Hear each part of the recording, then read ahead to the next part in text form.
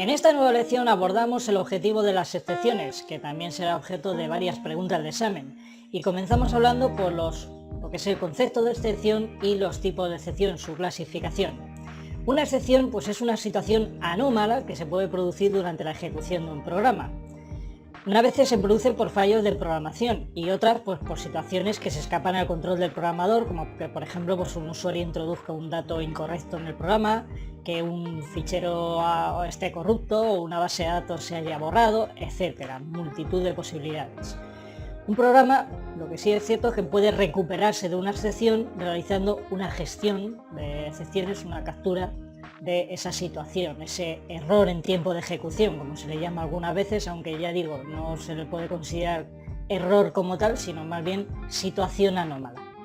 Bien, las excepciones están representadas por clase, dependiendo de qué tipo de excepción de situación anómala se haya producido, pues cada una de esas situaciones viene representada por una clase.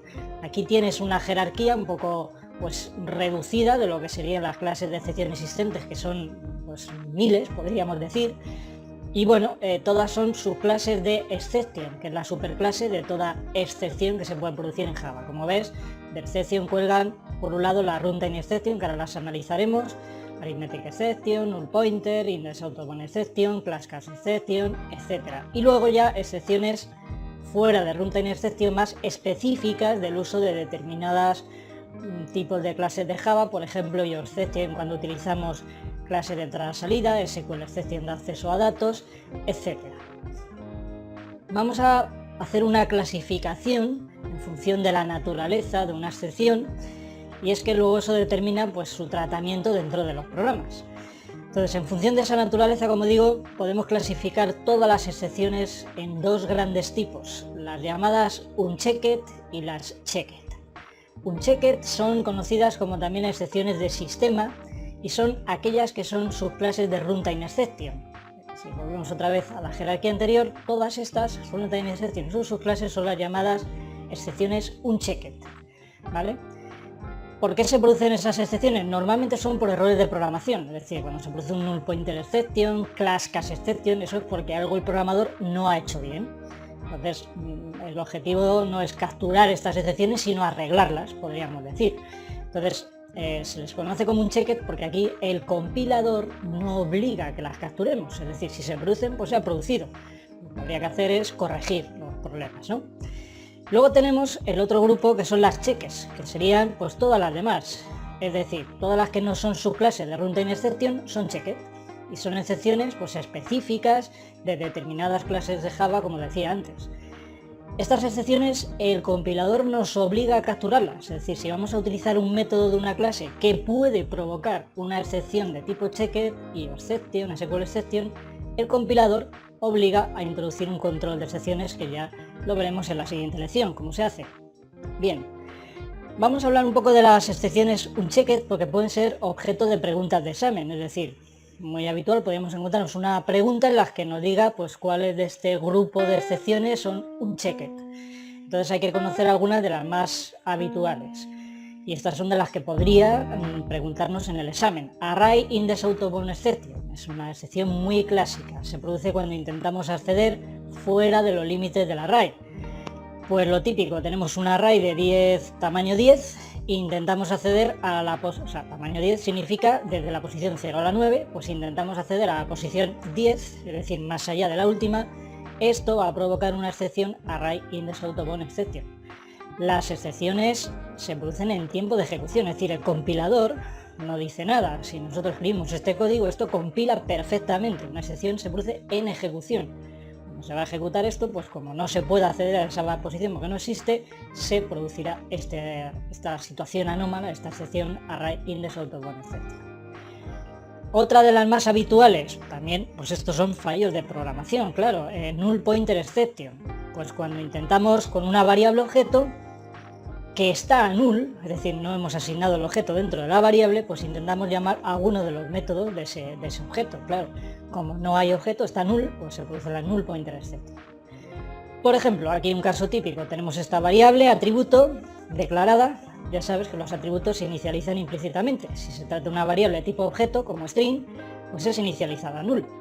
Bien, pues si luego en el código intentamos coger esa variable para llamar a un método de string, como no le hemos asignado, en este caso, fíjate, no le hemos asignado a la variable s ningún objeto previamente, sino que utilizamos la variable s tal cual se inicializa desde el principio, pues claro, como está null.len, pues esto es un null pointer exception. El compilador, insisto, no nos dice nada, porque esto está sintácticamente correcto, pero al intentar llamar al método, pues se producirá un null pointer exception porque la variable s no tiene objeto, está inicializada a null. Security exception, pues estos son producidas por alguna violación de seguridad durante la ejecución de algún código. Muy difícil poner aquí un código que se te vaya donde puedas ver que se puede producir esta excepción, pero bueno, lo único que hay que saber es que es una excepción de tipo unchecked, ¿vale? Del sistema. ¿Alguna más? Pues tenemos la class exception, que ya la hemos visto cuando hacíamos las conversiones de objetos. Pues por ejemplo, nosotros tenemos una variable object donde tenemos almacenado un objeto string. Muy bien, perfectamente, porque se puede almacenar en una variable de la superclase una referencia a un objeto de las subclases. ¿Se puede hacer un casting después de esa variable a tipo objeto? Pues bueno, vamos a ver, a cualquier tipo que sea subtipo de object, que son todas en este caso. Pues yo podría hacer un casting de una variable object a integer. ¿Qué ocurre? Que en tiempo de ejecución se va a producir una class exception, el compilador me deja hacerlo, pero como en esta variable ob estamos apuntando un string no se puede convertir en un integer. Esto sería correcto si la variable esta fuera string, es decir, de object a string sin problema, porque es lo que ha almacenado, un string, pero no de un string a integer. Esto provocaría, como digo, una class exception. Arithmetic exception es otra de las clásicas de tiempo de ejecución que se produce, pues por ejemplo, una operación aritmética incorrecta, una raíz negativa o una división entre cero.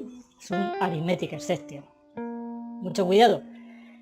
Una excepción se produce si intentamos dividir un número entero entre cero, pero si es un número entre 0.0, que ya se considera doble, el resultado es doble y eso sí que no sería una excepción arithmetic exception. Esto es correcto, ¿vale?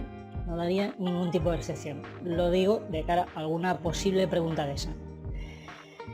Y bueno, luego tenemos también la illegal argument exception, que es otra excepción clásica del grupo de las unchecked y que se produce cuando se le pasa como parámetro a un método un valor que no es válido.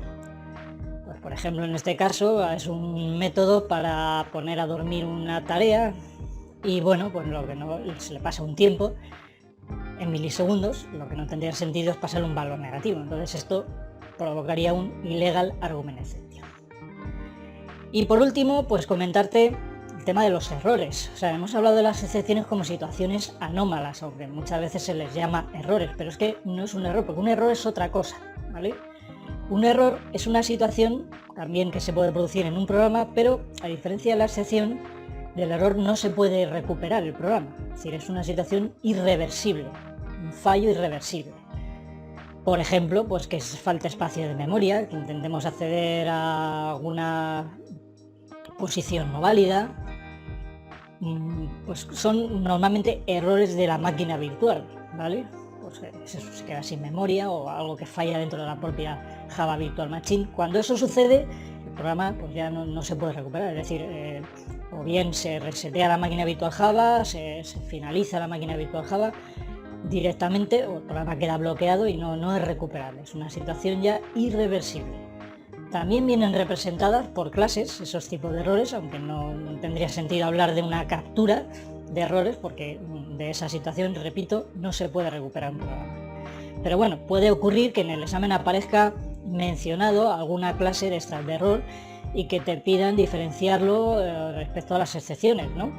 Es muy fácil porque todas estas clases terminan en la palabra error, mientras que las excepciones, pues ya he visto que terminan en exception. Errores más comunes, pues out of memory error, nos hemos quedado sin memoria, stack overflow error, es decir, pues hay una sobrecarga de la pila de llamadas, cuando hay varias llamadas recursivas y no terminan de resolverse, pues es un clásico error, internal error, etcétera. Todas las que terminan en error pues son errores, que a diferencia de una excepción, insisto, es una situación irreversible.